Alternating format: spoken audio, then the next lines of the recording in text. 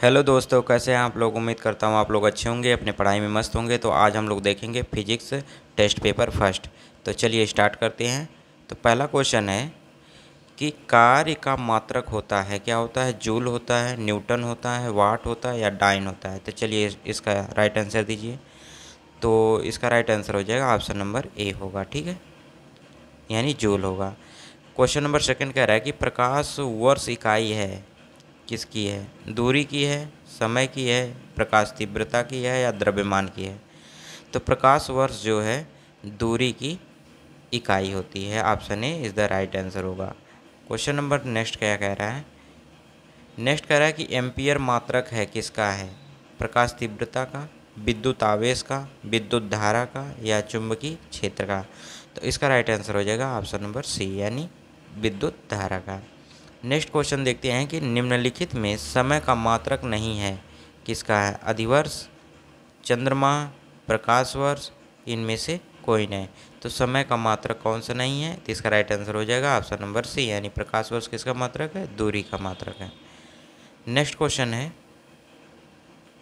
कि पारसेक जो इकाई होती है किसकी होती है। दूरी की है, समय की है या प्रकाश की चमक की है, चुंबकीय बल की है। तो इसका राइट आंसर क्या हो जाएगा। तो इसका राइट आंसर हो जाएगा ऑप्शन नंबर ए, यानी दूरी की है। नेक्स्ट क्वेश्चन कह रहा है कि निम्नलिखित में कौन एक सुमेलित नहीं है, ये बताना है। डेसिबल जो है ध्वनि की प्रबलता की इकाई से, अश्वशक्ति शक्ति की इकाई से, समुद्री मील दूरी की इकाई से, सेल्सियस जो है ऊष्मा की इकाई से। तो इसका राइट आंसर हो जाएगा ऑप्शन नंबर डी, यानी जो है सेल्सियस जो ऊष्मा की इकाई नहीं होती है, ऊष्मा की इकाई कैलोरी होती है और सेल्सियस जो है ताप का मात्रक होता है, ठीक है। नेक्स्ट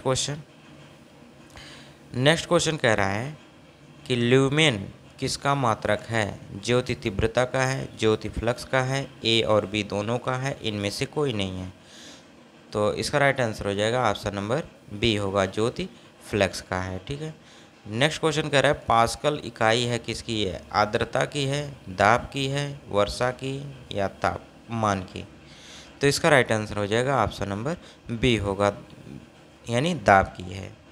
क्वेश्चन नंबर नेक्स्ट कह रहा है कि कैंडिला जो मात्रक होती है किसकी है। ज्योति फ्लक्स, ज्योति प्रभाव, ज्योति दाब, ज्योति तीव्रता। तो इसका राइट आंसर हो जाएगा ऑप्शन नंबर डी होगा, ज्योति तीव्रता का मात्रक कैंडिला होती है, ठीक है। नेक्स्ट क्वेश्चन कहता है कि यंग प्रत्यास्था गुणांक का एसआई मात्रक है। डाइन प्रति सेंटीमीटर, न्यूटन प्रति मीटर, न्यूटन प्रति मीटर स्क्वायर प्रति सेकेंड। तो यंग प्रत्यास्था का गुणांक क्या होगा, इसमें से बताना है। तो इसका राइट आंसर हो जाएगा ऑप्शन नंबर सी होगा, न्यूटन प्रति मीटर स्क्वायर, ठीक है। नेक्स्ट क्वेश्चन कहता है कि निम्नलिखित युग्मों में किन भौतिक राशियों का समान विमीय सूत्र नहीं होता है। बल और दाब का, कार्य और ऊर्जा का, आवेग और संवेग का, भार और बल का। तो इसका राइट आंसर हो जाएगा ऑप्शन नंबर ए, यानी बल और दाब का मात्रक समान नहीं होता है। बल का मात्रक न्यूटन और दाब का मात्रक पास्कल होता है, ठीक है। नेक्स्ट क्वेश्चन कहता है कि अदिश राशि है, क्या है। ऊर्जा है, बल आघूर्ण है, संवेग है, उपयुक्त में से सभी है। तो इसका राइट आंसर हो जाएगा ऑप्शन नंबर ए, यानी ऊर्जा जो है अदिश राशि है। नेक्स्ट क्वेश्चन नंबर 13 कह रहा है कि निम्नलिखित में अदिश राशि है। वेग है, द्रव्यमान, समय, लंबाई। तो सदिश राशि इसमें से बताना है। तो इसका राइट आंसर हो जाएगा ऑप्शन नंबर ए, यानी वेग है। नेक्स्ट क्वेश्चन कहता है कि पदार्थ के संवेग और वेग के अनुपात से किसी भौतिक राशि प्राप्त की जाती है, बताइए क्या।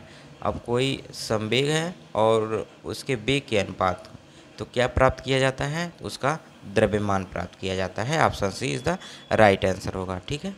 नेक्स्ट क्वेश्चन कहता है शून्य से स्वतंत्र रूप से गिरने वाली वस्तु की का है, क्या होता है। समान गति से होती है, समान वेग होता है, समान त्वरण होता है, समान बल होता है। तो बताइए।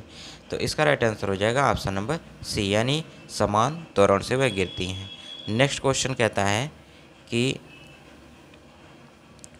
जब 2 किलोग्राम वाले द्रव्यमान पर 5 न्यूटन का बल लगाया जाता है तो उत्पन्न होने वाला त्वरण क्या होगा। तो आप लोगों को पता होगा F बराबर जो होता है M A से। तो देखिए यहाँ एम की वैल्यू दिया है और एफ की वैल्यू दिया है, तो यहाँ ए की वैल्यू निकल जाएगी। तो इसका राइट आंसर हो जाएगा ऑप्शन नंबर बी, यानी 2.5 मीटर प्रति सेकेंड। ठीक है, नेक्स्ट क्वेश्चन क्या कह रहा है, नहीं ये देखिए नहीं, ये त्वरण का मात्रक ये नहीं है, इसलिए ये नहीं हो जाएगा, ऑप्शन नंबर ए हो जाएगा। ठीक है, चलिए नेक्स्ट क्वेश्चन देखते हैं। नेक्स्ट क्वेश्चन कह रहा है कि किसी भी स्थिर या गतिशील वस्तु की स्थिति और दिशा में तब तक कोई परिवर्तन नहीं होता है जब तक उस पर बाह्य बल सक्रिय ना हो। यह है क्या है? यह कह रहा है कि किसी भी स्थिर या गतिशील वस्तु की स्थिति या दिशा में तब तक परिवर्तन नहीं होता जब तक उस पर कोई बाह्य बल ना हो। तो ये कौन सा नियम है न्यूटन का? तो न्यूटन का गति विषयक प्रथम नियम है, या द्वितीय नियम है, या तृतीय नियम है, या गैलीलियो का गति विषयक नियम है? तो इसका राइट आंसर हो जाएगा ऑप्शन नंबर ए होगा। ठीक है, ये प्रथम नियम है, जड़त्व का नियम भी इसे कहते हैं। ठीक है, नेक्स्ट क्वेश्चन क्या है कि रॉकेट के सिद्धांत पर कार्य करता है क्या? ऊर्जा संरक्षण, बर्नौली प्रमेय एवं गाड्रो परिकल्पना, या संवेग संरक्षण? तो रॉकेट के सिद्धांत जो कार्य करता है संवेग संरक्षण पर, यानी option D is the right answer होगा। ठीक है, नेक्स्ट क्वेश्चन कह रहा है कि अश्व यदि एकाएक चलना प्रारंभ कर दे तो अश्वारोही के गिरने की आशंका का कारण है क्या है? जड़त्वाघूर्ण, द्रव्यमान का संरक्षण नियम, विश्राम जड़त्व, या गति का तीसरा नियम? तो इसमें से राइट आंसर क्या हो जाएगा? तो इसका राइट आंसर हो जाएगा ऑप्शन नंबर सी, यानी विश्राम जड़त्व है। ठीक है, नेक्स्ट क्वेश्चन नंबर 20 कह रहा है कि चलती हुई बस जब अचानक ब्रेक लगती है तो उसमें बैठे यात्री जो हैं आगे की दिशा में गिरते हैं। ठीक है, इसको किसके द्वारा समझाया जा सकता है? सापेक्षता सिद्धांत, न्यूटन का पहला नियम, न्यूटन का दूसरा नियम, या न्यूटन का तीसरा नियम? तो इसका राइट आंसर हो जाएगा ऑप्शन नंबर बी, यानी पहला नियम होगा। ठीक है, 20वें का बी हो जाएगा। नेक्स्ट क्वेश्चन कह रहा है कि बल का गुणनफल है क्या होता है? द्रव्यमान और वेग का, द्रव्यमान और त्वरण का, भार और वेग का, या भार और त्वरण का? तो इसका राइट आंसर हो जाएगा ऑप्शन नंबर बी, यानी द्रव्यमान और त्वरण का जो गुणनफल होता है वह बल के बराबर होता है। ठीक है, नेक्स्ट क्वेश्चन क्या कह रहा है कि शरीर का वजन बताना है, क्या होता है इसमें से बेस्ट? तो पृथ्वी की सतह पर सभी जगह एक समान होगा, ध्रुवों पर अधिकतम होता है, विषुवत रेखा पर अधिकतम होता है, मैदान की तुलना में पहाड़ियों पर अधिक होता है। तो बताइए इसका राइट आंसर क्या होगा? इसका राइट आंसर हो जाएगा ऑप्शन नंबर बी, यानी ध्रुवों पर अधिकतम होता है। ठीक है, नेक्स्ट क्वेश्चन कह रहा है कि किसी मनुष्य का भार पृथ्वी पर 600 न्यूटन है और तब चंद्रमा पर उसका भार क्या होगा? तो आप लोग जानते हैं पृथ्वी की जो त्रिज्या है चंद्रमा की त्रिज्या से 6 गुनी है, तो इसलिए इसका भार उसका 6th पार्ट हो जाता है, पृथ्वी के भार से 6th पार्ट जो हो जाता है किसका भार? चंद्रमा पर भार। तो इसका राइट आंसर हो जाएगा 600 का अगर 6वां भाग निकालेंगे तो 100 आएगा, इसका राइट आंसर डी हो जाएगा। ठीक है, नेक्स्ट क्वेश्चन कह रहा है कि पृथ्वी की सतह पर किसी भार 29.4 न्यूटन है। ठीक है, उसका द्रव्यमान कितना है ये बताना है। तो भार दिया है, यानी डब्लू जो दिया है, डब्लू बराबर mg होता है ना, तो डब्लू दे दिया है, और जी बराबर जानते ही हैं, जी बराबर होता है 9.8। तो इसमें से 9.8 से डिवाइड करेंगे तो कितना आ जाएगा? ऑप्शन नंबर बी, यानी 3 किलोग्राम आ जाएगा। ठीक है, option B is the right answer होगा। नेक्स्ट क्वेश्चन कह रहा है एक अंतरिक्ष यात्री पृथ्वी की तुलना में चंद्र तल पर अधिक ऊंची छलांग लगा सकता है क्यों लगा सकता है? वह चंद्रमा पर भारहीन होता है, चंद्रमा पर कोई वातावरण नहीं है, चंद्रमा तल पर गुरुत्वाकर्षण बल जो है पृथ्वी तल की तुलना में अत्यल्प है, मतलब कम है, और चंद्रमा पृथ्वी से छोटा है। तो बताइए इसमें से बेस्ट कौन सा हो जाएगा? तो इसका राइट आंसर हो जाएगा ऑप्शन नंबर सी, या क्या होगा? ऑप्शन नंबर सी, यानी चंद्र तल पर जो गुरुत्वाकर्षण बल है पृथ्वी तल की तुलना में अत्यल्प, मतलब बहुत कम है, इसलिए वह छलांग ज़्यादा लगा सकता है। नेक्स्ट क्वेश्चन कह रहा है 1 किलोग्राम रास का वजन होता है, कितना होता है? 1 न्यूटन होता है, 10 न्यूटन, 9.8 न्यूटन या 9 न्यूटन। तो इसका राइट आंसर हो जाएगा ऑप्शन नंबर सी यानी 9.8 न्यूटन होता है। नेक्स्ट क्वेश्चन कहता है कि जड़त्व आघूर्ण व कोणीय त्वरण का गुणनफल होता है। जड़त्व आघूर्ण और कोणीय त्वरण का जो गुणनफल होता है वो क्या होता है? बल होता है, टार्क होता है, कार्य होता है या कोणीय संवेग होता है। तो इसका राइट आंसर हो जाएगा ऑप्शन नंबर बी यानी टार्क होता है। ठीक है। नेक्स्ट क्वेश्चन कहता है कि जल के आयतन में क्या परिवर्तन होगा यदि ताप 9 डिग्री सेल्सियस गिराकर 3 डिग्री सेल्सियस कर दिया जाता है? तो क्या होगा परिवर्तन? आयतन में कोई परिवर्तन नहीं होगा।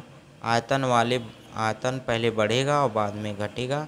आयतन पहले घटेगा फिर बाद में बढ़ेगा, पानी जम जाएगा। तो इसका राइट आंसर बताइए। तो इसका राइट आंसर क्या हो जाएगा? ऑप्शन नंबर सी, आयतन पहले घटेगा और बाद में बढ़ जाएगा। ठीक है। नेक्स्ट क्वेश्चन क्या कहता है कि एक बीकर में पानी पर बर्फ तैर रही है। जब बर्फ पूर्णतः पिघल जाएगा तो बीकर में पानी का तल क्या हो जाएगा? बढ़ जाएगा, घटेगा, उतना ही रहेगा या पहले बढ़ेगा बाद में घटेगा? तो इसका राइट आंसर बताइए। तो इसका राइट आंसर हो जाएगा क्या? ऑप्शन नंबर सी, उतना ही रहेगा। ठीक है। नेक्स्ट क्वेश्चन कहता है कि जब किसी बोतल में पानी भरा जाता है तो उसे जमने दिया जाता है और बोतल टूट जाती है, क्यों टूट जाती है? पानी जमने पर फैलता है, बोतल हिमांक पर सिकुड़ती है, बोतल के बाहर का तापक्रम अंदर से ज़्यादा होता है या पानी गर्म करने पर फैलता है? तो इसका राइट आंसर बताइए। तो इसका राइट आंसर हो जाएगा ऑप्शन नंबर ए यानी पानी जो है जमने पर फैलता है। ठीक है। नेक्स्ट क्वेश्चन नंबर 31 क्या कह रहा है कि सड़क पर चलने की अपेक्षा बर्फ़ पर चलना कठिन होता है, क्योंकि बर्फ़ सड़क से सख्त होती है, सड़क बर्फ़ से सख्त होती है। जब अपने पैर से धक्का देते हैं तो बर्फ़ कोई प्रतिक्रिया व्यक्त नहीं करती है। बर्फ़ में सड़क की अपेक्षा घर्षण कम होता है। तो इसका राइट आंसर क्या हो जाएगा? ऑप्शन नंबर डी होगा। ठीक है।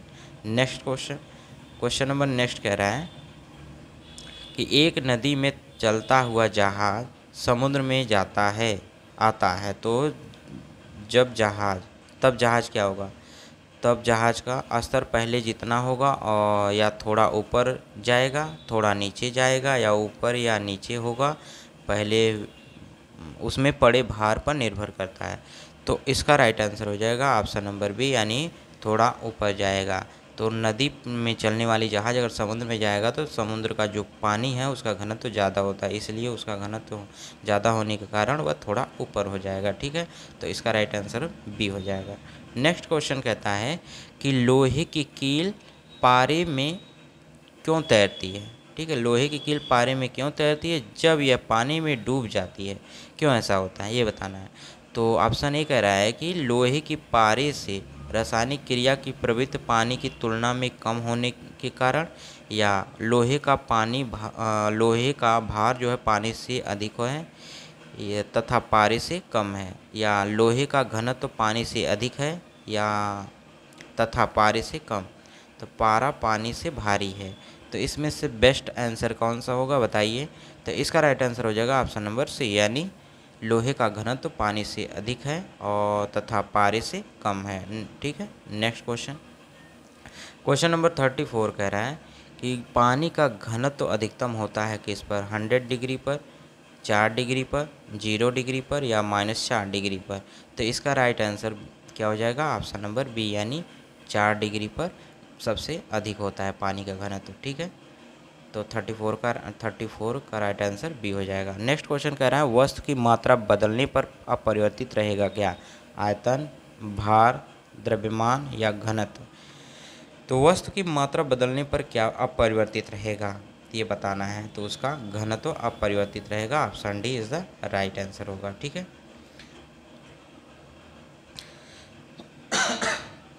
नेक्स्ट क्वेश्चन कहता है कि समुद्र में प्लवन करते आइसबर्ग का कितना भाग समुद्र की सतह से ऊपर रहता है ये बताना है।